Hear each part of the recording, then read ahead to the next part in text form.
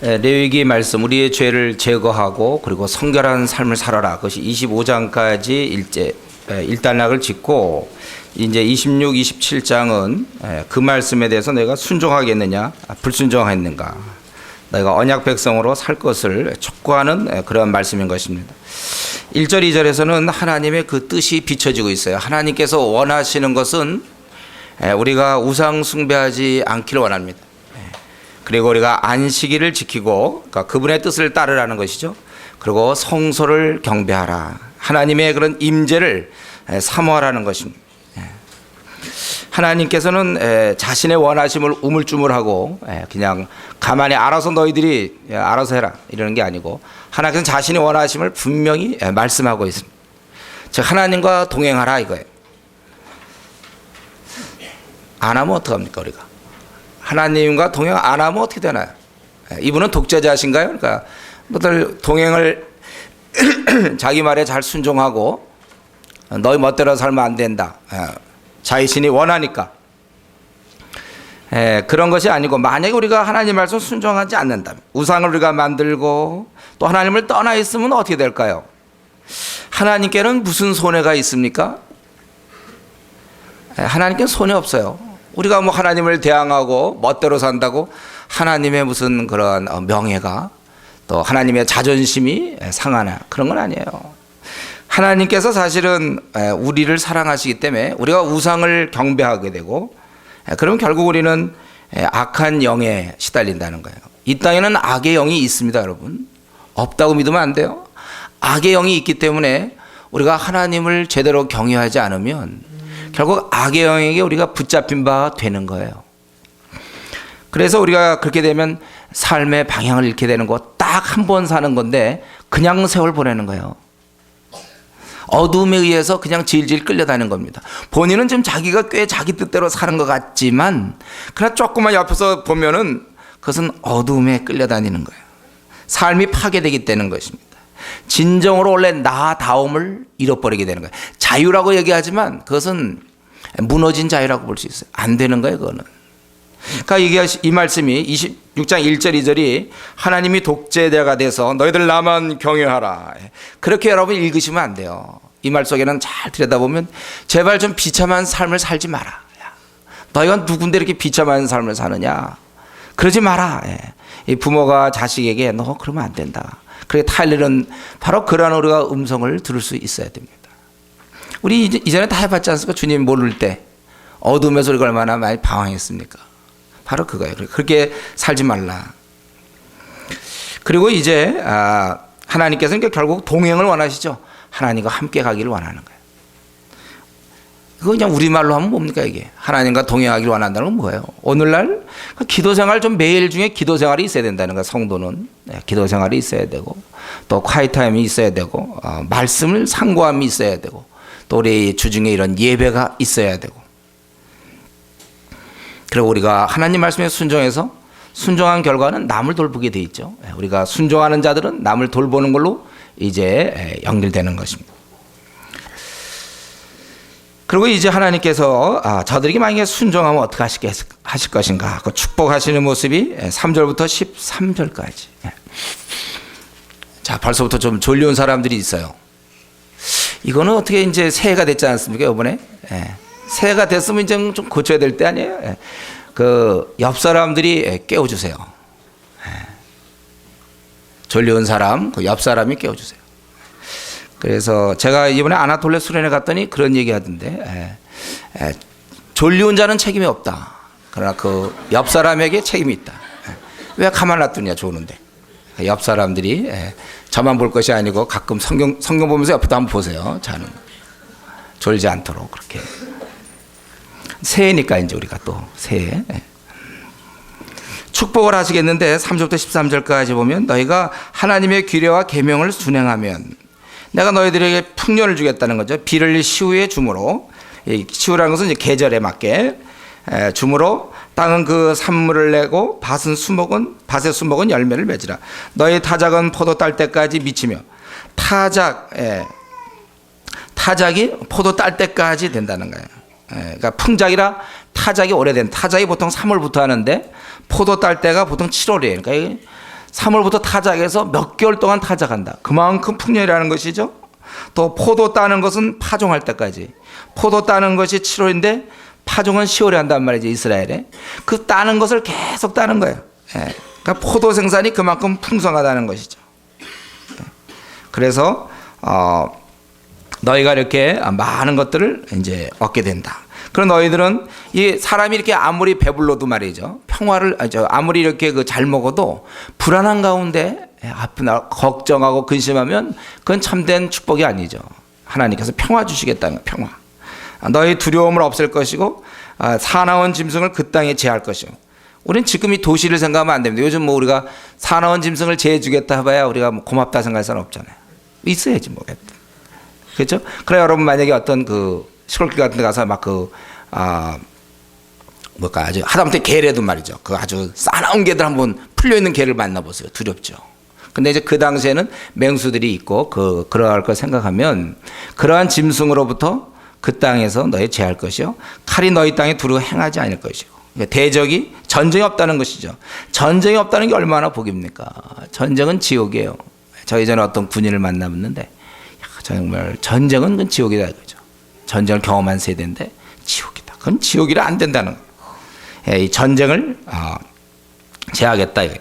그리고 혹시 대적이 온다 하더라도 와봤자 안 된다는 것이죠. 그래서 대적을 쫓으니 그들이 너희 앞에서 칼에 엎드려질 것이라. 너희 5이 100을 쫓고.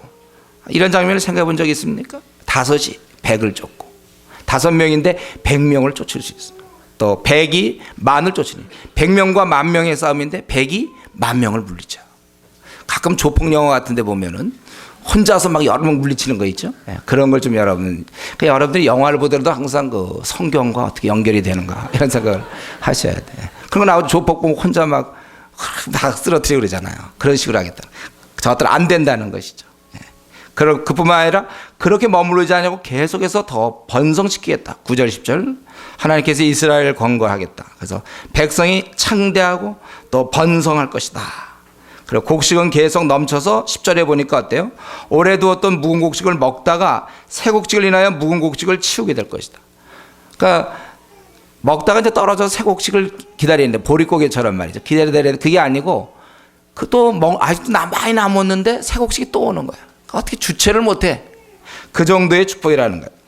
그리고 무엇보다도 11절부터 13절 사실 이러한 잘 먹고 평안을 누리고 잘 지내고 이걸 누린다 하더라도요, 사람에게 있어서 사실 하나님과의 그러한 관계가 깨어진다면 참된 진정한 의미에서 행복은 없습니다.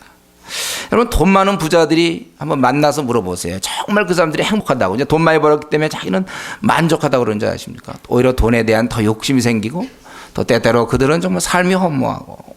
우리가 결혼할 때 보면 결혼 지참금이든지 아니면 예물들이 많이 들어와도 정작 중요한 건 뭐예요? 근데 사랑하는 사람이 있어야죠. 사랑하는 사람이 없으면 거기서 혼숙감이랄까 하여튼 이런 게 많이 결혼 예물 아파트가 들어오고 무슨 차가 다 좋아해. 근데 정작 그 사랑하는 사람이 없으면 어떻게 됩니까?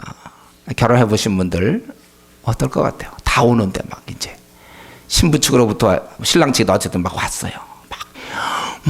가구, 가전 제품, 요즘 텔레비전 좋은 거, 에어컨까지 차도 왔는데 그냥 혼자야 이제 살아야 돼. 정작 사랑하는 이는 안 와. 딴 데 갔어. 그러면 그게 무슨 의미가 있겠습니까? 이 땅에서 잘 먹어요. 남들 제대로 못 먹을 때 혼자 많이 먹고 고기 먹어요. 예? 불고기 먹어요. 예. 그러나 정작 가장 중요한 하나님과의 이 관계가 단절되면요 만족이 없습니다, 여러분. 기쁨이 없어요. 진정한 의미에서. 세상 거 다 가져보세요. 그러니까 세상 사람들은 사실 이 땅에서 좀 이렇게 돈을 벌고 또 어떻게 좀 자리를 차지하면 행복할까라고 믿지만 우리는 그렇게 안 믿습니다. 그래봐야 안 돼요. 그러면 지금 그러면 잘 사는 그 부잣집 사람들은 다 행복하게 해요.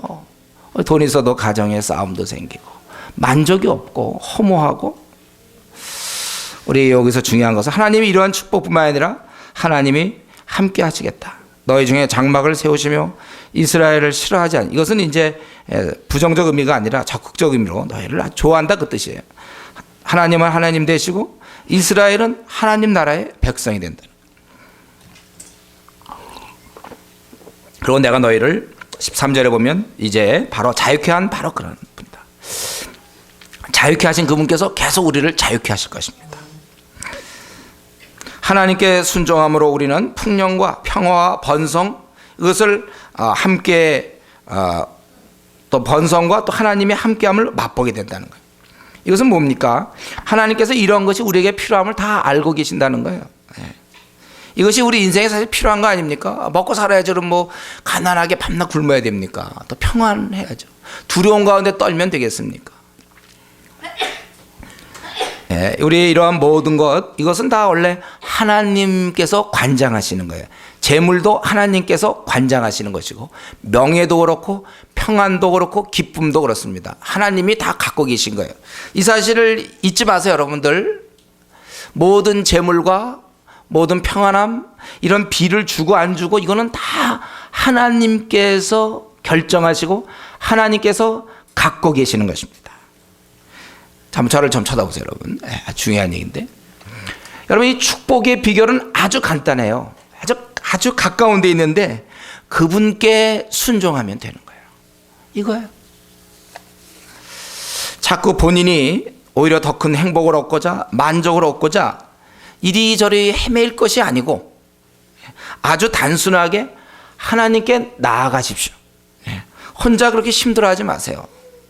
모든 상황과 모든 문제를 그분께 그저 있는 그대로 말씀드리세요, 여러분. 있는 그대로 자기 상황을 다 말씀드리시고 도움을 간청하세요. 하나님께서 비도 시절에 따라 주시겠다고 그랬어요. 이런 건 다 하나님이 주시는 거예요. 내가 너희들 평화 주겠고, 그 무서운 짐승들 있잖아요. 그들도 그냥 못 가게 해주겠다, 이거 하나님 결정한 거예요. 이런 전쟁도 날 수도 있고 안 날 수 있는데 안 나게 하겠다도 하나님이 하시는 것이고, 대적을 쫓는 거 너희 5명이라도 괜찮아, 100명 문제 없어. 더 너희를 번성케 하는 것도 하나님께서 다 하시는 것입니다. 그러니까 괜히 상황이 힘들다고 자꾸 땡깡 부리지 마세요, 여러분들. 괜히 고집 피우지 말고. 상황이 힘들면 왜 교회 안 나옵니까? 애꿎은 왜 자꾸 교회는 왜 그렇습니까, 여러분들? 상황이 힘들고 답답한 일 생기고 어려운 일 생기면, 그렇다면 우리는 이럴 때 하나님께 나가면 되는데 왜 이럴 때 자꾸 오히려 그러면 신앙생활을 등한히 하려고 그러는 그 이유는 무엇입니까? 오히려 상식적으로 생각할 때 그분께서 모든 걸 다 갖고 계시는데 내가 어렵다면 그분께 나가야지, 어려우니까 나는 그분께 안 나간다. 그럼 무슨 대안이 있습니까? 참, 이렇게 쉬운 길이 내 앞에 있다니. 여러분, 이 시간에 다시 한번 좀 이렇게 좀 깜짝 좀 놀라셔야 돼요. 이렇게 쉬운 길이 내 앞에 있어요. 여러 가지 어려운 일, 답답한 일, 어쨌든 내 생에 좀 그런 문제 있을 때 아버지께 나아가면 된다니까. 이런 건 모든 걸 아버지께서 쥐고 있어요. 지금 여러분 답답한 문제 한 가지 이상 있습니까? 그 문제 해결하려고 지금 어떤 방법을 쓰고 있습니까? 하나님께 기도하시란 말이에요. 하나님께서 이거 갖고 계세요. 근데 이런 게 이제 너무 쉬우니까, 자꾸 쉬우니까 이렇게 하나님께 나가지 않고 세상 사람들 로또 복권 사는 거예요. 로또 복권. 그 당첨돼도 비참해진다니까요. 아니면 자기 나름대로 이제 문제, 주일도 빼먹고 자기 나름대로 문제 해결해 보려고 막 애를 써요.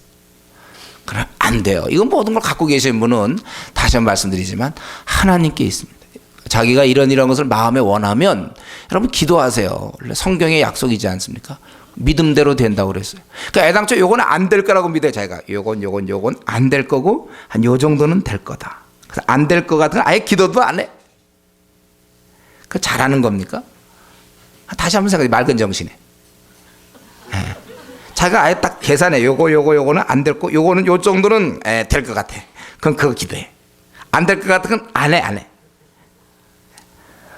뭐 그런 하나님입니까? 믿음대로 된다고 그래서 자기가 정말 믿고 구하면 되는 거예요. 믿음대로 되는 거예요.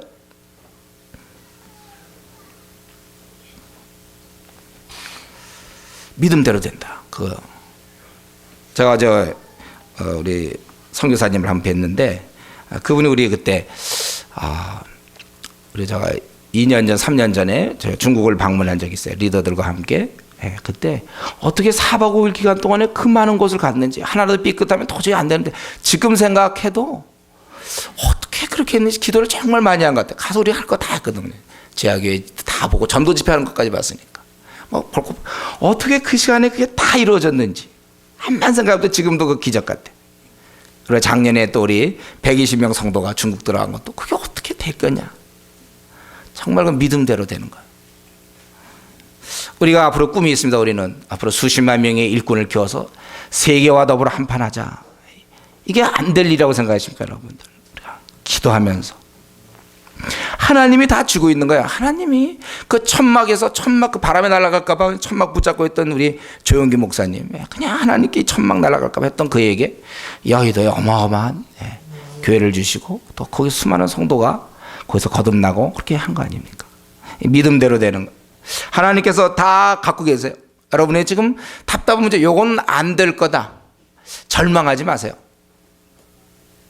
절망하려면 한번 기도 좀 해보고 나서, 그리고 절망하려면 그때 하세요. 정말 전심으로 그 문제를 놓고 기도해 봤습니까?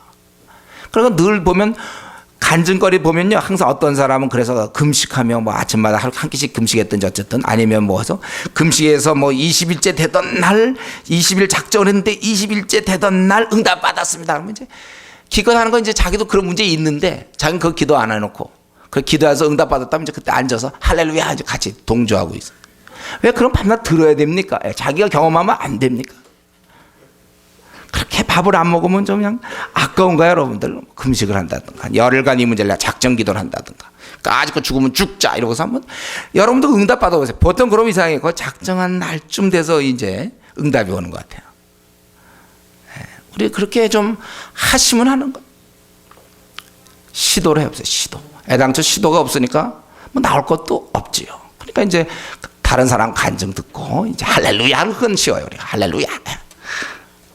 그 누가 못합니까? 앉아서 할렐루야 거지. 그 금식하면서 꼭 해야만 할렐루야가 나옵니까? 안 해도 밥 잘 먹어도 할렐루야는 언제든지 나올 수 있거든. 자기가 정말 한번 상황이 힘들다고 자꾸 땡깡 부리는 사람들이 있어요. 신앙생활 괜히 삐딱하게 하고 뭐 그럴 필요 뭐 있습니까? 고집 피우지 말고 하나님께 더 가까이 나가세요. 세상에 이처럼 쉬운 길이 우리에게 알려져 있다는 사실. 세상 사람들은 힘들지만 우리는 이런 길이 벌써부터 주어졌으니까 하나님께 나아가세요.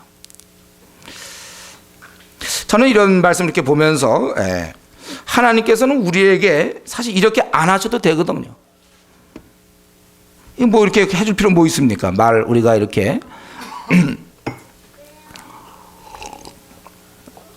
하나님 앞에 우리가 이런 걸 요구할 그런 자도 아닙니다. 우리는 하나님이 우리가 그것에 대해서 하나님께서 이렇게 안 해주셔도 우리 할 말 없어요. 원래 우리는 무가치한 존재고 또 인간의 특징이 뭡니까? 약하면서 악하잖아요. 참 약한 것 같지만 또 악함이 있어요. 우리에겐. 하나님께서는 도대체 무슨 이익이 있는가? 없죠. 다만 우리를 사랑하기 때문에 그래요. 사랑. 부모가 자식 사랑할 때 이유가 있습니까? 제 기저귀 갈아주고 있잖아요. 애기 먹이고 그럴 때. 애기 엄마들. 걔 기저귀 갈아줄 때 이렇게 한번 내가 꾸준히 갈아주면 나중에 이제 얘가 날 먹여 살린다든가 얘가 나의 뭐 그런 걸 기대하면서 하는 엄마가 어디 있습니까? 사랑하니까. 그저 사랑하는 거예요. 때로 부모는 죽을 수도 있지 않습니까? 자식을 위해서. 때로 그것 때문에 이제 자식은 너무 나를 상관한다. 이제 철이 없으니까 우리가 그러는 거지만 부모의 근본 마음은 뭐예요? 우리에 대한 자식에 대한 사랑이거든요. 그게 이제 사랑이 있으니까 뭐 이제 얘기하다 보면 좀 자꾸 공부하라 뭐 이런 얘기하면 밤낮 공부하라 한다고. 친구들은 그런 얘기 안 하거든요. 공부하라는 얘기. 그 이제 친구들과 어울리는 거니까 그런 얘기 안 하는 사람과. 그러나 그게 누가 더 사랑입니까? 친구. 야 놀자 오늘도. 그게 여러분 사랑입니까? 아니면 부모가 야 공부해라 너 이제 고3 공부해야지. 그게 자기를 미워하는 겁니까? 이런 거 구분할 수 있듯이 하나님께서 결국 이렇게 한 것은 무가치한 나를 하나님께서 이렇게 말씀하신 건 사랑하시기 때문에 그래요. 우리는 자꾸 이걸 잘 깨닫지 못하고 하나님을 어떻게든지 떠나려고 그러고 이제 친구가 놀러 가죠. 그게 굉장히 좋은 얘기인 것처럼 우리는 생각한단 말이에요. 그래서 세상과 더불어서 세상을 즐기려고 하고 있습니다. 지금 바로 이 말씀 중 우리 상태를 얘기해 주는 거예요. 저는 이 시간을 통해서라도 우리가 좀 하나님 아버지, 하늘의 아버지의 마음을 좀 깨닫는 자 되었으면 좋겠어요. 그렇게 모릅니까? 왜? 하나님 입장을. 잘 생각해 보세요. 그거 모르시겠어요? 정말? 하나님 우리를 사랑한다는 거 이거 그렇게 모르시겠습니까? 그래서 자꾸 하나님 벌 주는 분으로 생각한다든가, 하나님을 두려워하고 하나님보다는 어떻게든지 좀 어떻게 세상적으로 놀아보려고 하고. 한번 철 좀 들어야 되지 않을까요, 우리? 자, 우리 한번 철 좀 들어봅시다. 이제 다 알잖아요. 벌써 이 정도면 하나님이 좋은 분인 거 이 정도면 알잖아요. 아직도 또 그냥 하나님에 대해서 이렇게 거리를 둬야 되고, 생각나면 그저 성경 보고, 아니면 말고 하나님에 대해서 조금 우리가 눈치가 좀 있었으면 좋겠어요. 눈치. 이런 건 정말 이건 뭐 성경 공부 안 해도 이렇게 눈치껏 알 수 있지 않겠습니까? 하나님이 나를 사랑하고 있구나.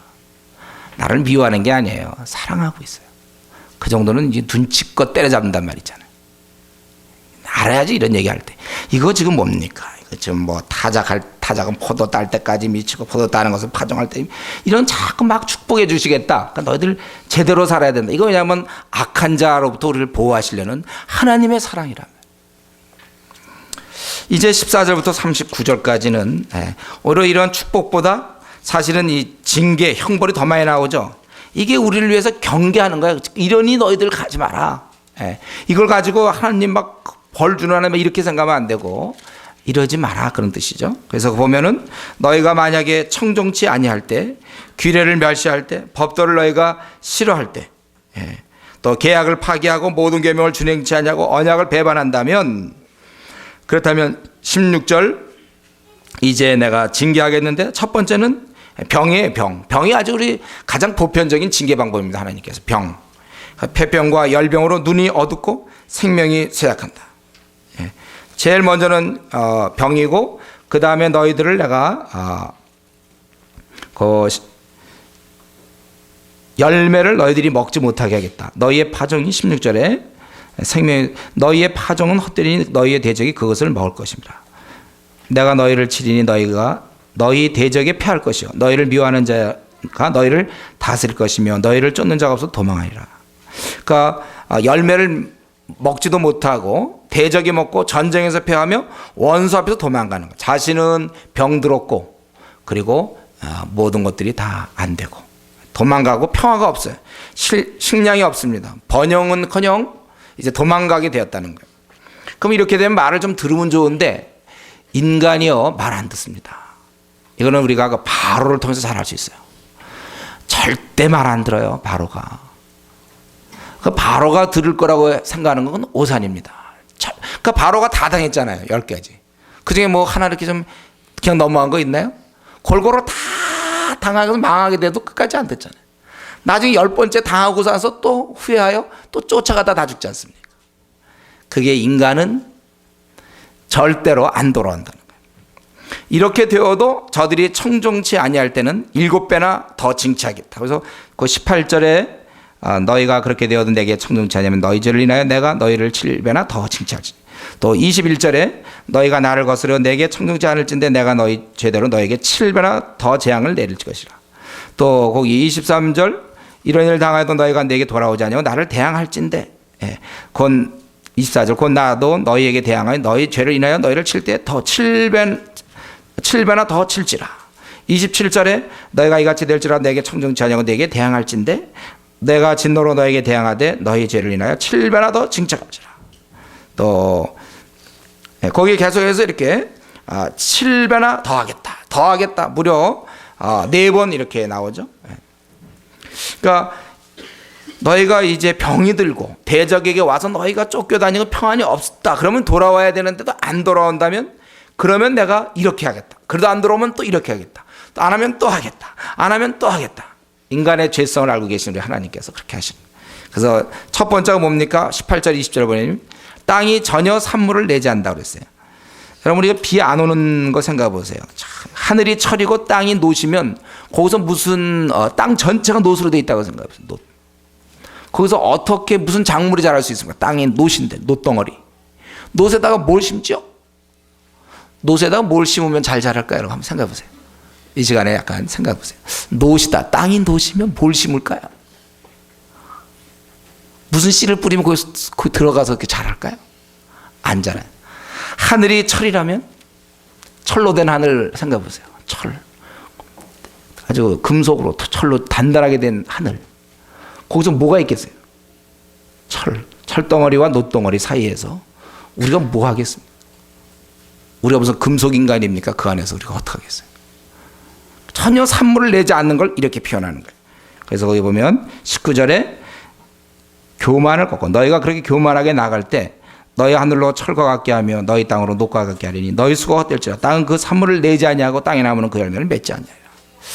그래도 듣지 않을 때 7배나 아주 완전 숫자죠. 더 하겠다. 뭡니까? 이제 맹수를 보내서 아까는 막아준다고 그랬는데 들짐승을 너희 중에 보내리니 그것들이 너희 자녀를 움키고 너희 육축 이 자녀가 이 맹수한테 죽는다고 생각해 보세요. 얼마나 비참합니까? 그래서 도로가 황폐하리라. 얼마나 많은 사람이 죽었으면 도로가 이렇게 황폐하냐. 이번 명절에 보니까 이 차들이 별로 없어요. 아주 정해. 다들 내려갔으니까. 근데 여기서 다 죽어가지고 황폐하다는 거예요. 너무 많이 죽어서 황폐해. 그래도 안 들을 경우, 이렇게 해도 안 될 때는 이제는 맹수 정도, 짐승 정도 보내도 안 될 때는 이제 사람을 보내겠다는 거예요. 적을 보내서 전쟁을 일으켜서 너희들 다 패배하게 하겠다. 그래서 내가 칼을 너희에게 25절 가져다가 너희의 배악한 원수를 갚을 것이며 너희가 성읍에 모일지라도 너희 중에 연병을 보내고 너희를 대적의 손에 붙일 것이며 내가 너희 의뢰하는 양식을 끊을 때 여인이 한 화덕에서 너희 떡을 구워 저울에 달아주리니 너희가 먹어도 배부르지 아니하리라. 평소에는 각자가 하나의 화덕을 사용했어요. 그러나 지금은 연료도 없고 식량도 없습니다. 가장 처참하게 생명을 연장하게 되는 거예요. 그래서 이것을 서로 워낙 없으니까 싸우지 않으려고 저울에 서로 달아주는 거예요. 완전하게 잘 나누려고. 그래도 그렇게 너희가 못 먹어도 전쟁에서 패배하고 연병과 기근에 시달려도 또 안 온다면 그렇다면 내가 이제는 이게 마지막이죠. 너희가 아들의 고기를 먹을 것이요. 29절 딸의 고기를 먹을 것이다. 실제 보면 열왕기하 보면은 그 시리아 쳐들어왔을 때 또 이제 이러한 사건들이 일어났죠. 또 갈대아 쳐들어왔을 때도 마찬가지입니다. 그래서 이때 실제로 아들의 고기를 먹고 딸의 고기를 먹을 것이다. 너무나 줄인 나머지 산당과 이 태양 주상 바로 이것이 원인이었어요. 저들이 우상을 숭배하던 그들 너희 시체를 파상하는 우상 위에 던지고 그리고 오히려 대적이 너무나 이들이 황량한 것에 놀랄 것이다. 32절에 보면 그리고 그들을 다 흡겠다. 이제 역사상에 실제로 이런 일이 일어나는 것이죠. 그래서 그 결과가 어땠습니까? 그 결과 남아있는 땅은 34절 35절에 보면 남아있는 땅은 안식을 누린다고 그랬어요. 잃어볼 때 원래 이스라엘 민족이 원래는 7년에 한 번씩 그거 있고 또 50년에 한 번 이런 게 다 있는데 저들이 안식을 지키지 않았다는 거예요. 하나님 말씀을 지키지 않았어요. 욕심 때문에 더 작물을 거두려고. 그래서 남아있는 땅이 비로소 안식을 누릴 것이며 또 그리고 살아남은 자들은 어떻게 됩니까? 그들은 마음이 약해져서 심한 두려움에 39절에 보면 너희 남은 자가 너희 대적의 땅에서 자기 죄로 인하여 쇠잔하며 그 열죄의 죄로 인하여 그 열저같이 쇠잔하리라. 또 36절에 너희 남은 자에게는 그 대적의 땅에서 내가 그들의 마음으로 약하게 하리니 그들은 바람에 불린 잎사귀 소리에도 놀라 도망하기로. 아주 워낙 항상 두려움에 사로잡혀서 잎사귀 바람에 그 불린 잎사귀 소리 잘 들리지도 않죠 이거? 워낙 긴장되어 있다가 뭐가 피샥 소리만 나면 도망간다는 거예요. 칼을 피하여 도망하더라 할 것이요. 쫓는 자가 없어도 쫓는 자도 없는데 스스로 막 엎드려지고 완전히 열방 중에 38절에 망하며 39절에 오직 쇠잔하다. 그래서 아까 축복을 말씀하신 그분께서 우리가 하나님 말씀을 불순종할 때 이런 어마어마한 저주가 있을 것이다. 계속해서 얘기하시는 거예요. 그러니까 그렇게 되지 말라는 것이죠. 결국 이 땅의 사람들은 지금도 마찬가지지만 결국 둘 중에 하나를 택하게 되어 있습니다. 둘 중에 우리가 하나를 누리게 되어 있어요. 이 땅의 사람들은. 축복을 누리거나 아니면은 저주를 받게 되거나 중간은 없습니다, 여러분. 그리고 이것이 놀랍게도 내가 참 복된 생활을 살아갈지 아니면 참 내가 이런 저주스러운 생활을 살지 그것은 본인의 선택이다 이거예요. 본인의 선택. 본인이 선택하는 거예요. 자신이 선택하는 것입니다. 이 축복과 저주는 이게 하나님께서 우리가 잘 살 수 있기를 바라지만 강제로 막 잘 살도록 만들지는 않았어요. 잘 살고 평안을 누리고 만족을 누리는 것은 어떤 특별한 자들이 누리는 행운이 아닙니다. 그것은 우리의 결정에 따라 즐겁고 복되게 살고 싶으면 사는 것이고 번뇌하며 고통 가운데 지내고 싶으면 또 그렇게 지내면 되는 거예요. 그렇게 되는 거지 뭐 행복이라든가 불행이 무슨 운명적인 그러한 결과가 아님을 이 시간 우리가 명심해야 합니다. 사람이 복되고 사람이 정말 만족스럽고 기쁨 가운데 거하는 것은 또 사람이 어떤 사람 비참하고 고통과 번민 속에 지내는 것은 선택이에요. 운명이 아닙니다. 이것은 선택이에요.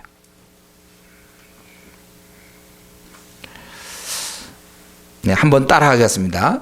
행복은 선택이다. 행복은 선택이다. 또 따라하지 않는 쪽으로 선택한 사람이 있는 것 같아요. 다시 한번 하겠습니다. 행복은 선택이다. 행복은 선택이다. 여러분들의 삶이 세상 사람들은 많은 경우 그 운명인 양 얘기하지만 성경은 여러분들의 그런 결정에 의하여 행복하게 살 수도 있고 불행하게 살 수 있다고 얘기하고 있습니다. 근데 하나님은 뭘 원하시냐면 우리가 잘 선택하길 원하세요. 우리가 그래서 행복하기를 원하십니다. 이렇게 이제 얘기하면 곧 우리는 우리 자신을 한번 적용해 볼 수 있죠. 이렇게 말씀하시는데 나는 어떠한가? 내가 선택한 건데 내 현재 내가 사는 삶은 이게 원래부터 내가 원하던 삶이었습니까? 원래 지금 살고 있는 삶? 그래서 행복하십니까? 즐겁고 복됩니까? 놓치고 싶지 않은가 이 삶을? 이런 삶이 계속되기를 원하십니까 여러분? 아니면 혹시 살아온 지난 날이 후회스러우십니까? 삶이 재미없고 좀 허무하십니까? 너무 뻔하지 않습니까 삶이? 뭔가 이렇게 확실치 않으면서도 하루하루 살아가십니까? 제가 22살 주 예수 그리스도를 제가 만나기 전에 저 교회를 다녔어요. 모태신앙입니다. 그래서는 정말 확실치가 않았어요. 좀 만족스럽지 않았어요. 내 삶이 이게 아닐 거라고 생각은 들었는데 어떻게 해볼 수가 없었어요. 그냥 그렇게 산 적이 있었어요. 아무도 저에게 이런 얘기 해준 사람이 없어요. 그건 네가 하기 나름이다. 저는 어떻게 해야 될지 몰랐어요. 근데 그때 제가 주님께 제 자신을 이제 드린 이후로 얼마나 평안하고 좋은지 몰라요. 내가 이제 주님 따르겠습니다. 결단한 이후로 그렇게 정말 성경에서 얘기하는 이 복된 상태가 무엇인지 그때부터 이제 깨닫게 된 것입니다. 여러분 내 삶이 참 원하던 삶인지 아니면 좀 삶이 참 망가진 삶인지 이런 걸 생각할 때 이 모든 문제의 답은 본인이 하나님께 나가거나 나가지 않거나 하는데 달려있다는 거예요. 지금 여기 먹는 문제라든가 전쟁 또 번영 평화 또 병들 질병 등등이 이것은 언제나 보니까 두 번째죠. 이것은 먼저 하나님을 경외하면 뒤따라오는 거예요. 이거는. 그래서 내가 하나님을 경외하면 복을 받는 것이고 아니면 그건 아니에요. 내가 아까 먹고 사는 문제 뭐 내 마음의 평안 뭐 이런 모든 건 하나님을 경외하느냐 아니냐고 주님도 이 땅에 계실 때 말씀하셨죠. 너희가 먼저 그의 나라를 구하겠냐 즉 하나님 뜻을 구하느냐 그러면 너에게 먹고 입을 것을 더하시겠다 약속했어요. 하나님을 뜻을 구하는 자에게 하나님 나라를 먼저 그의 나라와 그의 의를 구하는 자에게는 먹고 사는 문제가 해결되지만 하나님 뜻을 구하지 않고 먹고 사는 문제를 먼저 치중하는 사람에게는 하나님이 약속하지 않았어요. 그걸 꼭 여러분들 명심하셔야 됩니다. 그렇기 때문에 우리 모두는 하나님께 나아가면 되는 거예요. 예. 내가 선택하면 되는 거거든요. 자신의 문제 해결 방법이 아주 간단합니다. 예. 하나님께 이제 고집을 계속 부릴 수도 있지만 좀 그만 부리는 거죠. 고집을. 예? 이대로 나 살아고 계속 이대로 아주 모질게, 아주 모진 마음을 가지고 계속 이렇게 그냥 계속 나갈 수도 있습니다. 이렇게 살 수 있어요, 여러분. 지금처럼 힘들어도 지쳐도 뭐 확실하지 않아도 만족스럽지가 않고 뭔가 이게 아닌데 하면서도 그냥 계속 버티고 살 수도 있어요. 그건 본인의 선택이니까. 저는 이 시간에 목사로서 여러분께 부탁하는 것은 이제 그런 모질게 살던 거 있잖아요. 자기 고집대로, 자기 어떤 성깔, 그거 이제 그만두면 좋겠다는 거예요. 그만두고 이제 한번 하나님 앞에 나가면 어떻겠느냐 그겁니다. 제 말을 믿겠습니까? 아니, 성경의 말씀 믿습니까, 여러분? 그렇다면 여러분, 이거 나가는 방법을 제가 말씀드릴게요. 기도원에 다녀오세요. 기도원에 한 일주일간. 왜냐하면 거기서 집중하기 때문에 그래요. 근데 현실적으로 원래 구정 때 다녀왔어야 되는데 못 다녀온 분들 있잖아요. 기도원에. 그럼 현실적으로는 제가 생각하고 싶은 거는 저녁 8시 정도, 저녁 8시에서 한 10시 정도, 한 2시간 정도만 혹 자기 방이 있다면, 방이 없는 사람은 가까운 교회고 좋고요. 방이 있다면 좀 불도 꺼놓고 조용히 좀 가만히 자기 자신을 좀 생각해 보세요. 이게 인생 맞는가? 예? 저녁 몇 시부터라고 그랬죠, 제가? 8시. 혹은 9시도 괜찮아요. 예. 9시에서 11시까지 한 2시간 정도. 꼭 거기 8시 맞죠? 그것 때문에 시험 들지 말고. 예. 시간 없습니다. 목사 8시에. 9시. 예. 9시 한 다음에 10시도 좋아요. 어쨌든 오늘부터 한 일주일에도 좋으니까 한 2시간 정도만이라도 좀 조용히 좀 묵상을 해보세요. 자기가 뭔가 좀 적어보세요. 이게 진짜 삶인가? 이게 내가 원하던 삶인가? 아니면 진짜 좋은 건 이제 조용한 맑은 공기가 있는 좀 조용한 곳에 소음이 없고 그런 기도원에 가서 조용히 성경을 쭉 읽으면서 한번 해보는 거예요. 우리 보통 그 자기 병에 걸리면 뭐 암이든지 어떤 병하면 병원에 가서 입원을 하고 이러지 않습니까? 이런 거는 이상히 치료를 받는데 자기의 상태가 지금 행복한 게 아닌데 성경은 분명히 하나님과 좋은 관계를 맺을 때는 분명히 복되다고 그랬어요. 모든 문제가 해결되는 것입니다. 근데 나에게 이런 문제가 있다면 내가 이제는 그만, 내가 몇 년 동안 내 멋대로 살았는데 이제 좀 치료받을 때가 된 거구나. 나를 치료하자. 우리 육신의 병은 꽤 챙겨요, 사람들이. 자기 병은 말이죠. 예? 그렇지 않습니까? 조금 아파도 병원 가봐야 되고, 뭐 이가 좀 이러면 또 막 치과 가야 되고, 조금만 뭐 아프면 막 병원 가지 않습니까? 근데 자신의 영혼의 이러한 심각한, 이미 오늘의 진단이 나왔지 않습니까? 하나님을 경외하지 아니할 때 우리에게 평안을 잃게 되고 기쁨을 잃게 되고 만족이 없어요. 나는 포도나무에 너희는 가지니 너희가 나를 떠나서는 아무것도 할 수 없다. 열매가 없어요. 삶이 뭐 그렇게 여기서 내가 생을 맞춰봤자 울 사람 아무도 없습니다. 그런 열매가 없어요. 그럼 내가 성경이 이렇게 얘기하는데 이게 내가 뭔가? 그렇다면 한번 치러봤자. 그래서 오늘 8시부터 10시까지 한 일주일만 해보세요. 2시간 정도. 제가 지금 처방을 내리는 거예요, 여러분. 2시간 정도라도 불 좀 꺼놓고, 텔레비전 막 켜놓고 거기서 안 되고. 좀 조용하게 조그만 불 켜놓든지 적으면서 뭔가 하나님께 나아가면 자유가 있어요. 거기에 평안이 있고 행복이 있다고 성경은 누누이 얘기하는데 한번 해보세요. 다음 주에서 이거 해보신 분들은 다음 주 와서 나보고 무조건 고맙다 그럴 거예요. 어떻게 그런 놀라운 처방을 얘기해 줬느냐. 8시부터 10시. 분명히 여러분 그렇게 할 건데 또 끝까지 또 이제 자기의 고집대로 하면 또 안 되는 거죠. 언제까지 그렇게 살 겁니까, 여러분? 새해잖아요, 그렇죠? 새해요. 그래서 여러분 사실은 제가 얘기하는 건 이제 조용한 곳에 가서 사실은 기도한테 좋긴 좋은데 성경을 쭉 읽는 거예요. 쭉 한번 창세기 1년 내내 성경 한번 보는 경우가 많으니까 한번 쭉 읽으면서 또 기도하다 보면 이 말씀이 나에게 찾아와서 주님이 나를 만나 주심으로 그래서 내 지난 날의 죄가 떠오르고 회개하게 되고 그러면 하나님의 은혜가 임하게 되는 거예요. 그래서 모든 문제가 제자리를 찾게 되고 이럴수록 좋습니다, 여러분들. 저는 22살이라고 그랬잖아요. 그러니까 제가 지금까지 생이 저는 이거 다 건졌고 다시 태어나도 이렇게 살 것이고 후회와 이런 거 없어요. 다시 태어나도 이렇게 살아요. 참 좋죠.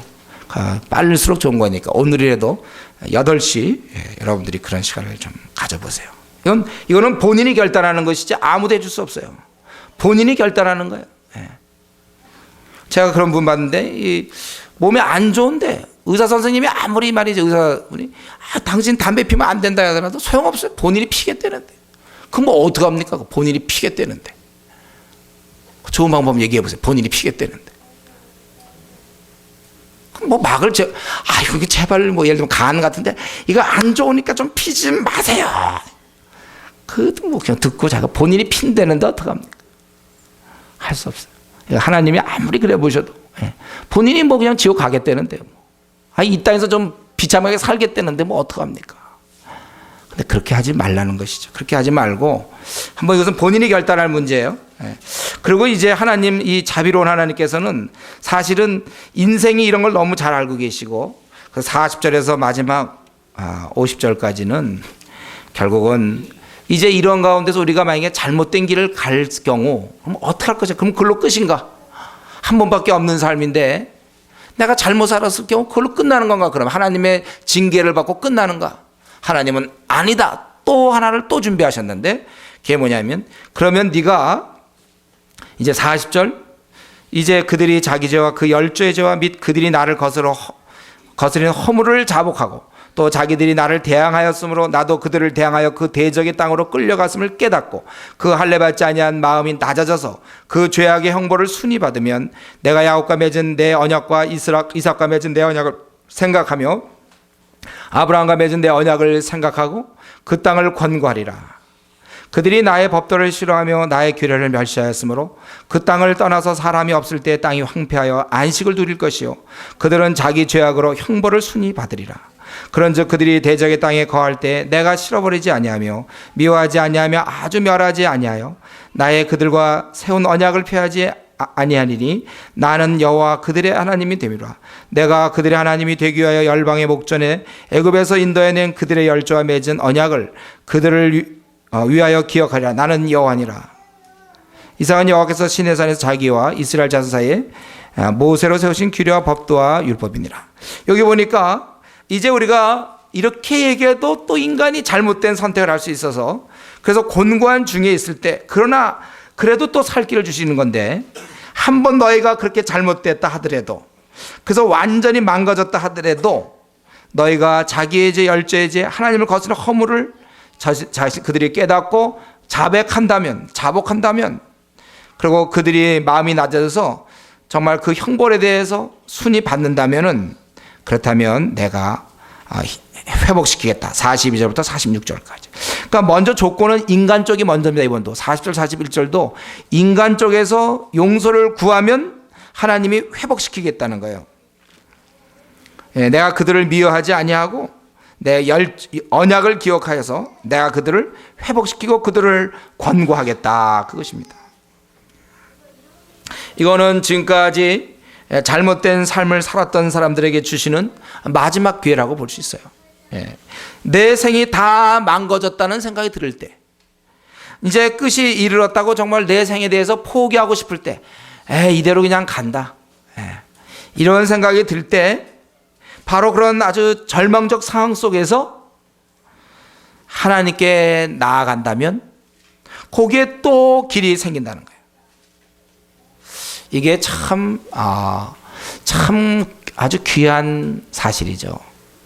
분명 절망인데도 그분께 나가면 희망이 있고 소망이 생긴다는 것입니다.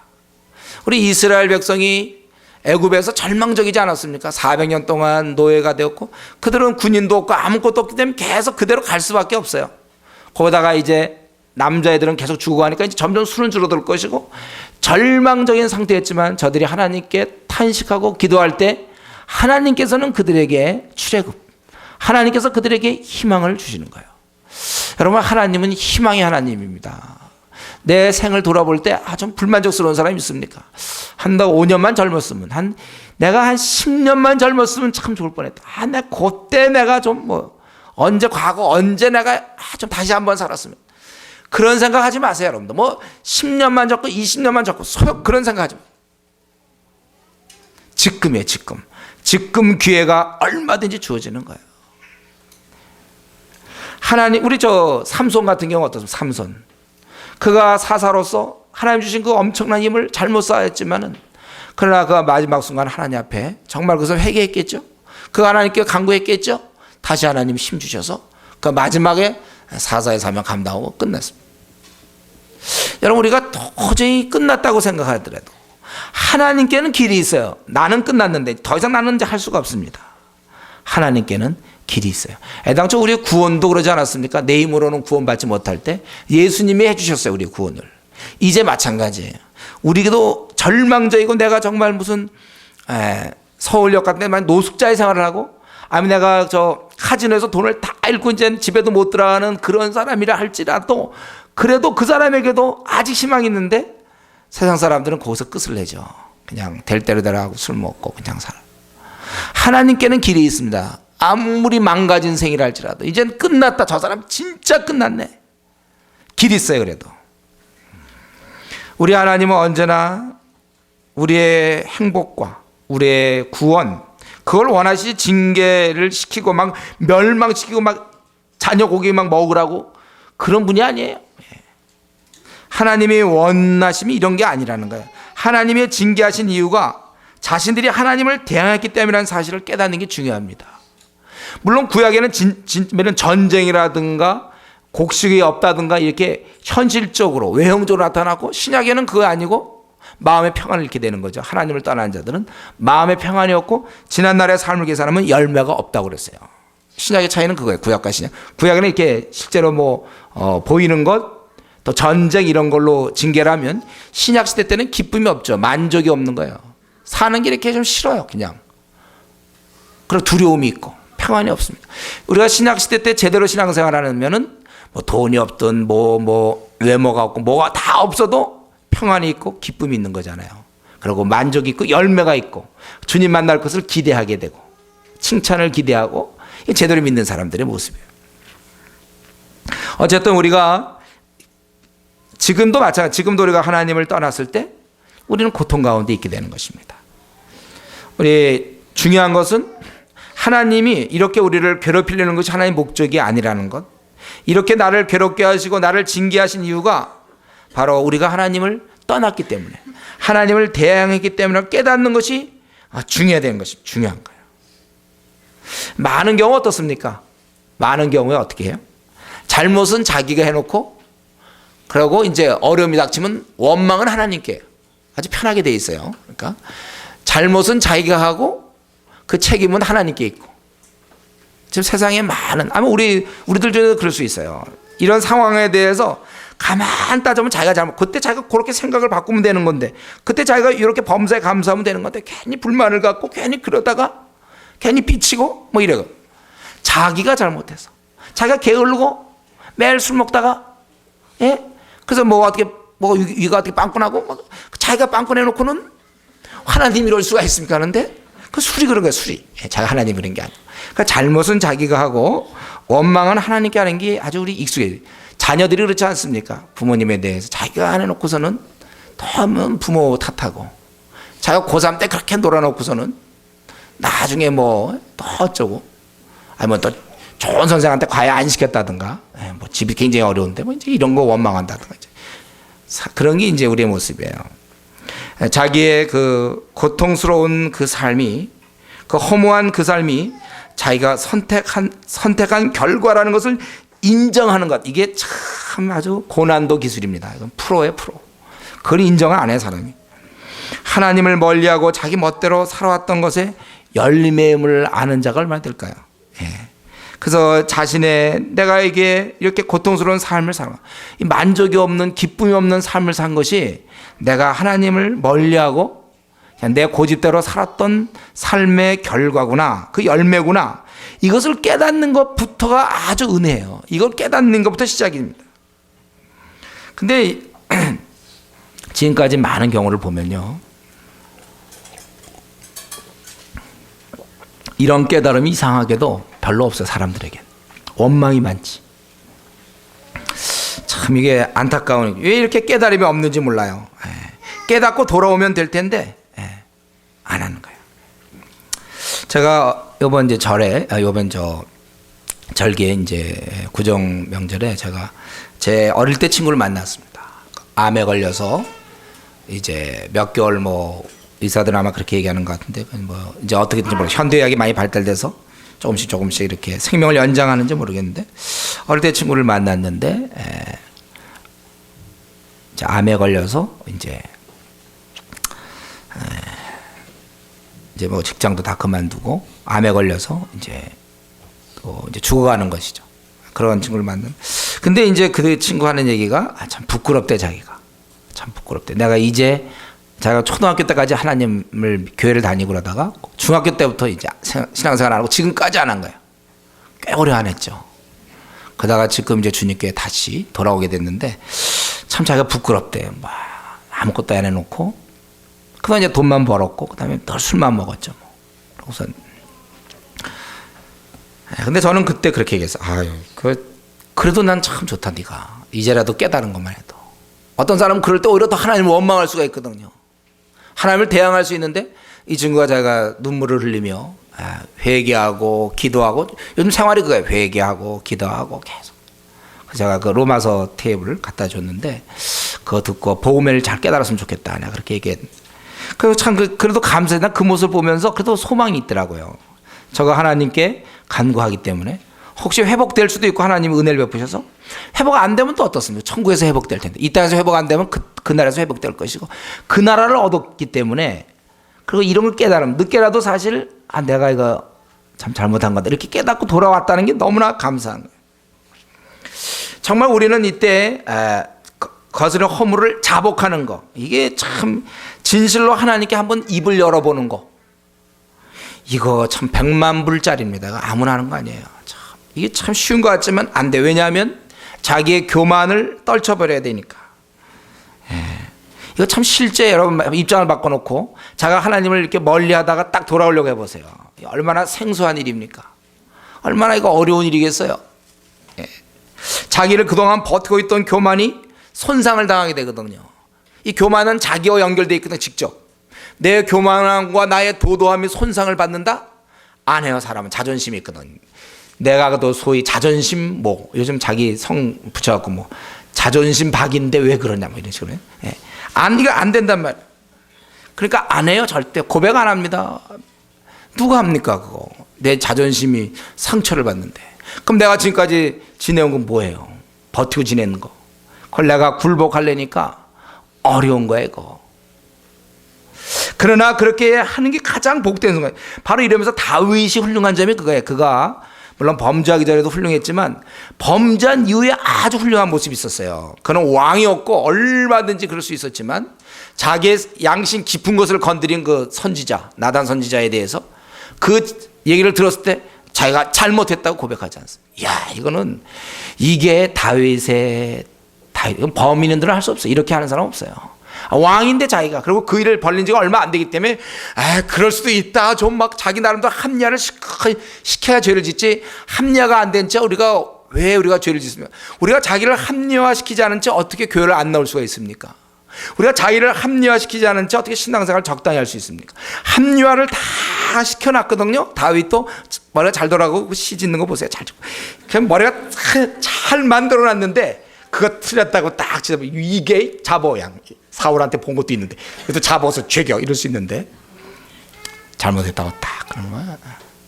이게 참 어떻게 보면 이 골리앗 앞에 나갔던 용기보다 이게 더 강한 용기일지 몰라요.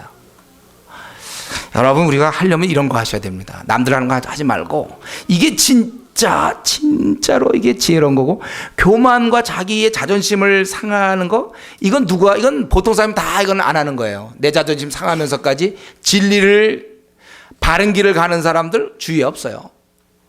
그거는 누구나 다 이 자복 안 하는 것이 일반적입니다. 그러나 자복할 수 있다면 그건 정말 잘하는 일인데 솔직히 제가 이렇게 설교는 하지만 사실 이렇게 어려울 거다 이런 생각은 제가 해요. 그러니까 은혜가 필요한 것 같아요. 하나님이 어떤 특별한 은혜 그 사람이 아니면 그 주위 사람이 기도해 줘야 돼요. 그에게 그런 부드러운 마음을 주십시오. 그 할례 받지 아니한 자의 마음이 낮아지게 해 주십시오. 요거만 되면 그 다음부터는 그러니까 우리가 이게 그런 여러분 설교 못 들어봤으면 그런 거 있잖아요. 뭐 이렇게 그릇이 있을 때 비가 물을 아무리 해도 받으려고 해도 이게 똑바로 돼 있으면 되는데 이게 엎어져 있으면 아무리 뭐 세계 최고의 무슨 물이라 할지라도 못 받는 거야. 아니면 물을 너무 잘 담는 세계 최고의 고수가 와서 물을 담으려도 그건 그건 못 담아. 해보세요 오늘 실험. 이걸 뒤집어 놔야 되는 거예요. 막 빗물을 받으려고 할 때도 그릇을 뒤집어 놔야 받는 것처럼. 이게 자기가 안 받는 거 어떡합니까? 그러니까 주위 사람이 기도해 줘야 돼요. 하나님 이 영혼을. 때때로 여러분 부모일 수 있어요. 자식일 수 있습니다. 남편일 수 있고 아내일 수 있고 직장의 동료일 수 있는데 그의 마음이 너무 굳기 때문에 안 받습니다. 하나님 도와주십시오. 본인은 그것조차도 못 깨닫고 있어요. 그릇이 바뀔 수 있도록 기도하세요 여러분. 저도 그러니까 이런 설교할 때마다 저는 약간 제가 이 설교를 보면서 야 이게 될 일인가 이런 생각이 사실 좀 있긴 있어요. 저의 경험상. 그리고 지금 또 말씀드리는 순간 이렇게 생각하면 좀 어떨지 모르지만 저는 얼마나 지금 제가 다행스러운 인간인가 그 생각해. 내가 뒤집길 잘했지 나는 그때. 그러니까 제가 이런 설교를 할 수 있잖아요. 참 확신에 갖고 기쁨 속에서. 그러나 이렇게 되는 저도 뭐 별거 아닌데 제가 이런 상태가 되고 나니까 그거 좀 한 번만 바꾸면 되는데 그거 왜 이렇게 사람이 모지는지 말이죠. 아까도 했잖아요. 악하다고 인간은 약한 주제에 악해.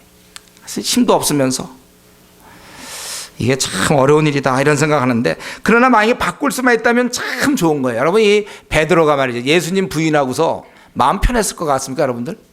이제 부인했으니까 나 안 잡히고 좋겠다. 참 좋다 안 잡히니까. 그런 생각했을 것 같아요. 베드로가 부인해놓고 마음이 안 좋았을 거 아닙니까? 그때 주님 찾아오셨고 그가 정말 회개하고 눈물 흘리고 막 이럴 때 얼마나 그가 좋았겠습니까? 진정으로 참 좋은 것은 이 울며 통곡하는 거 이게 참 좋은 거예요. 우리 저 땅이 말이죠. 심한 가뭄은 땅이 쩍쩍 갈라지지 않습니까? 비 좀 왔으면 탄식이 나와요. 그렇죠? 비가 왔으면 참 좋잖아요. 내 메마른 심령. 우리 뭐 찬양에도 그런 거 있잖아요. 메마른 심령. 빈들의 마른 풀 같이 시들은 나의 영혼. 이런 거 그냥 어떤 사람 곡으로 멋있게 부르는 사람이 있어요. 빈들의 마른 풀 같이 시들은 나의 영혼. 자기인데 주아. 근데 어쩌면 거기에 정말 비가 오면 얼마나 좋겠습니까? 그러니까 그 빈들의 마른 풀 같은 그 땅이 쩍쩍 갈라진 그냥 그런 상황을 생각해보세요. 그런 상황 갖고 지금 내가 생이 살아가니 무슨 기쁨이 있겠습니까? 무슨 뭐 풍성함이 있습니까? 무슨 감사가 있겠습니까 거기에? 여러분 기껏 내 생일 한번 운영하는 중에 있는데 각자 어떻게 그렇게 운영하겠어요? 그렇게 운영하도록 그렇게 되도록 내버려 두셨습니까? 지금이라도 하나님께 8시부터 몇 시요? 10시 가서 주여 나를 치료해 주십시오. 그래 하나님 나 솔직히 잘 고백 못합니다. 나는 이렇게 단단한 마음을 가졌습니다. 나를 치료해 주십시오. 용서해 주십시오. 여러분 그렇게 기도해야 됩니다. 그렇게 진실로 자기의 잘못을 인정한 사람들은 이러한 형벌 그 당시에 자기들이 이제 노예로 팔려가지고 다들 이렇게 포로로 잡혀가고 막 그랬을 때 그런 것을 자기들이 받아들이는 거예요. 그래, 그건 내가 잘못한 거니까. 그래서 형벌을 순위 봐. 이것 때문에 막 하나님 또 원망하고 또 그럴 게 아니라 받아들인다는 거예요. 순수하게 받아들이는 거예요. 이제는 하나님을 원망하는 대신 자신의 죄값임을 받아들이고 그것을 순순히 받아들이는 것입니다. 그러면 사는 거예요. 그러면. 참 어떻게 보면 참 간단하죠. 근데 그게 이렇게 어려워요. 어떤 사람은 10년 걸리고 20년 걸리고 어떤 사람은 30년 걸리고 어떤 사람은 생애 마지막 호흡이 막 멈춰 막 이렇게 되는 그때 이제 하는 사람도 있어요. 자, 오늘 이 말씀 한번 우리 자신을 돌아봅시다. 나는 지금 이렇게 말씀에 비추어 볼 때 하나님과 동행하는 자인가? 목사님 참 저는 말씀 비춰보니까 내가 지금 이제 그런 궤도에 올랐습니다. 그런 자는 참 감사하십시오 여러분. 그리고 다른 사람을 도와주시고 중보기도 하세요. 아니면 혹시 좀 두렵지만 혹시 내가 지금 하나님과는 좀 사이가 떨어져 있는가? 혹시 그게 나 아닌가? 한번 생각해 보시라는 거예요. 그건 목사님, 그럼 누가 떠난 자입니까? 누가 하나님과 사이가 난 자입니까? 우리가 이런 거 생각할 때요, 자꾸 딴 사람 생각할 수가 있어요. 그러니까 어떤 사람 생각하냐면, 뭐 우상숭배하고 점치러 다니고, 예를 들면 그런 사람인가? 여러분, 이런 식으로 생각하지 마세요. 하나님을 떠난 자가 누굽니까? 성경은 명확히 얘기하잖아요. 미지근한 자. 왕년에 뜨거웠는데 지금 뜨겁지 않은 자, 이게 바로 성경에서 얘기하는 하나님을 멀리하는 자들이에요. 멀리하는 증상이 보이죠. 이미 주님께서도 분명히 경고할 때 너희가 차든지 덥든지 하라. 차지도 덥지도 아니하면 토하여 내치겠다.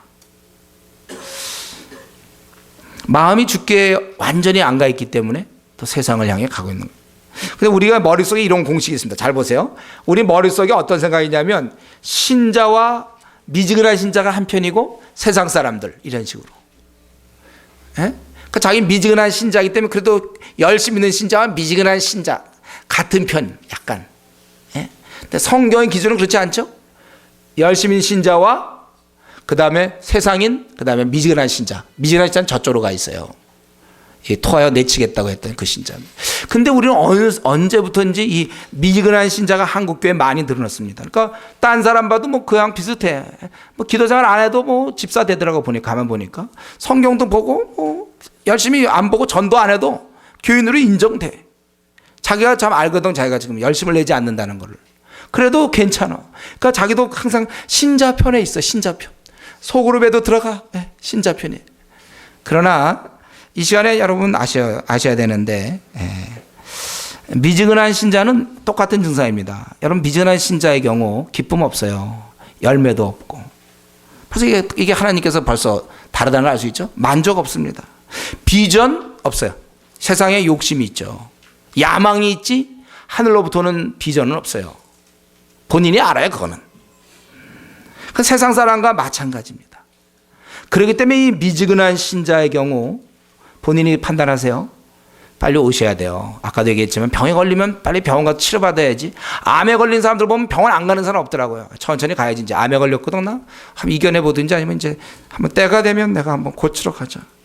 그러는 사람 없습니다. 암에 걸렸어. 그럼 그냥 뛰어가는 거예요. 혹시 잘못된 거 아닌가? 더 큰 병원 간다든가 이러지. 우리가 이 미지근한 신앙 상태, 내 생을 들여다볼 때 내가 지금 최고의 열심인가? 아니면 왕년의 열심인데 요즘은 좀 시들펑해졌다? 이건가? 시들펑해졌다? 치료받으셔야 돼요. 저녁 8시. 그 시간에 치료받으셔야 돼요. 하나님 앞에 좀 생각하세요. 기도하세요. 고치셔야 됩니다. 고치면 되는데 왜 미지근한 신자로 그대로 있습니까? 주님께서 토하여 내치겠다. 어떠한 이유든지 미지근한 신자가 되면 안 돼요. 대부분 이제 바쁨 때문에 그렇죠. 바쁘니까 성경 안 보고 기도 생활 안 하다 보면 이렇게 되는 거예요. 미지근하게 되게 돼 있어요. 그러나 그럴 경우 그것은 토하여 내치겠다 그랬습니다. 열심을 내야죠. 우리가 주님 섬기는 방법은 하나밖에 없다고 그랬죠. 최고로 열심을 내야 돼요. 요즘 도대체 나의 관심은 어디에 있습니까? 정말 주님을 더 알아가고 거룩해지려고 합니까? 그렇다면 감사하세요. 그러나 그저 이 땅에서 인정받고 이 땅에서 자리 차지하고 이 땅에 어떠한 그 알아줌을 기대하고 있다면 돌아오셔야 합니다. 그러면서도 우리 한국교회 교인들 중에 보면 이러면서 복을 받으려고 그래요. 그래서 꼭 신앙은 미지근하면서도 이제 입시철에는 또 그때는 기도하고 그래요. 자기 죄를 회개하진 않아요. 복 달라고 그러죠. 입시라든가 취직과 결혼 문제만 생기면 이제 복을 받기 원하고 순탄한 길을 원하고, 그러고도 또 안 줘주면 왜 그러십니까? 또 원망하고. 이게 악순환이 악순환. 회개 없이 순종도 없이 복을 받고자 하는 것, 미신입니다. 아주 어리석은 자예요. 한국교회 기복신앙입니다. 사실 실제로 하나님을 가까이 하고 있는 자들은요, 어느새 자신이 벌써 자기가 복 받은 자라는 걸 알고 있어요. 아, 내가 지금 복을 받고 있다는 걸 그냥 알게 돼 있어요. 가난하게 살아도. 끝으로 우리 이제 한 가지만 더 말씀드리고 마쳤으면 좋겠는데, 우리 오늘 말씀을 통해 우리가 한 가지 다시 좀 주의할 것이 있습니다. 이렇게 하나님께서 이스라엘에게 말씀하셨지만 결과적으로 어떻게 됐습니까? 이스라엘은 하나님을 떠났습니다. 이 인간의 불순종, 이거 어이없음이라고 얘기할 수 있어요. 어이없음. 이건 논리로 따지는 문제가 아니에요. 이게 왜 그런가, 여러분 자꾸 이거 왜 이들은 떠났을까? 뭐 이런 거 문제도 제기하지 마세요, 여러분. 왜 떠났을까? 그게 아니라 바로 이들이 인간이라니까요. 인간은 원래 그렇습니다. 여러분 우리 출애굽기 같은 데 어떻게 나왔습니까? 저들이 애굽의 재앙 가운데 자기 아들들이 다 살아나고 장남들이 홍해를 건너본 경험이 있고 광야의 인도를 경험하고 만나와 메추라기 반석에서 물이 나오며 그리고 또 하나님의 임재를 경험하고 구름 기둥 불 기둥 다 그 현장에서 저들은 금송아지를 만들 수 있는 능력이 있다니까요. 아무리 하나님의 은혜를 베푸시는 그 현장에서도 짠 금송아지를 만들고 인도했다. 이게 인간이에요. 목사 믿을 거 없어요. 선교사 그래도 안 돼. 그래도 우리 인간들 안 돼요.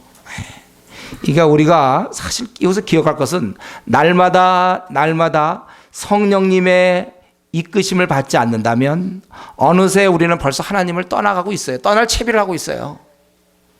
그게 왜냐하면 우리가 죄성을 갖고 있기 때문에 그렇습니다. 그러니까 우리는 그러니까 날마다 밥을 먹어야 되는 것. 그러니까 밥을 먹고 안 먹고 둘로 따질 때 그냥 밥을 안 먹으면 자연스럽게 배가 고프고 힘이 없는 것처럼 우리가 날마다 기도 생활과 말씀 생활이 없으면 그건 자연스럽게 하나님을 마음으로 떠나게 돼 있어요. 왜냐하면 악한 마귀가 삼키고 있기 때문에 그렇습니다. 그렇기 때문에 우리 이 시간에 다시 한번 생각해요. 우리 늘 조심해야 돼요. 먹고 사느라고 바빠서 야근하라고 바빠서 기도 못했습니다. 아니에요. 그 중에라도 기도하셔야 돼요. 걸어다니면서도 어떻게든지 기도 생활 하셔야 돼요. 자신의 죄성을 만만히 보지 마세요. 이 정도 내가 그동안 신앙생활 했으니까 이젠 좀 괜찮지 않겠나? 아니에요. 자신의 죄성을 여러분 참 경계해야 됩니다. 말씀과 기도 없이도 신앙생활을 유지할 수 있다고 생각하는 것은 그건 지극히 어리석은 발상이에요. 생각입니다. 내 신앙은 내가 지켜야 됩니다. 우리도 이스라엘처럼 될 수 있음을 늘 기억해야 되고 조심해야 돼요. 오늘 오직 우리가 늘 하나님께 가까이 하고 쉬지 말고 기도하라. 그 방법 외에는 없습니다. 우리가. 저도 마찬가지 목사이기 때문에 그동안 쌓아놓은 게 있으니까 한 일주일 정도 기도 안 하고 그냥 간단히 식사 기도나 하고 이러면서 내가 넘어가면 될 거라고 생각합니까? 아니에요. 그러면 저도 이제 타락하기 시작하죠. 그러면 이제 딴 생각할지 모르겠어요. 세상적으로 내가 꼭 목사해야 되느냐? 그만둘까? 아니면 한번 정치 쪽으로 나가서 한번 나도 좀 명성을 날까? 하면 일주일만 제가 기도 생활 제대로 안 하면 이렇게 될 겁니다. 그냥 안 되게 돼. 그건 어쩔 수 없는 거예요. 우리 칼빈 선생이 뭐라고 그랬습니까? 우리 자신을 우리가 기도하도록 만들지 아니하면 우리는 기도할 수 없게 된다. 다시 한번 이 말씀 좀 생각해 봐야 될게요. 우리가 우리 자신을 기도하도록 만들어야 되지 누가 만듭니까? 그래서 우리가 우리 자신을 기도하도록 만들지 아니하면 우리는 기도할 수 없게 된다. 우리 연약한 자신을 위해서 이 시간 같이 한번 기도하겠습니다. 우리 통성으로 기도할 때 정말 내가 하나님 지금 어디쯤 와 있는지 우리 자신을 들여다보고 치료받기 원합니다. 나를 원래대로 회복해 주십시오. 한번 같이 통성으로 한번 같이 기도합시다. 또 주위에 떠오르는 사람이 있으면 또 중보 기도할 수 있겠어요. 같이 기도합시다. 아버지 하나님,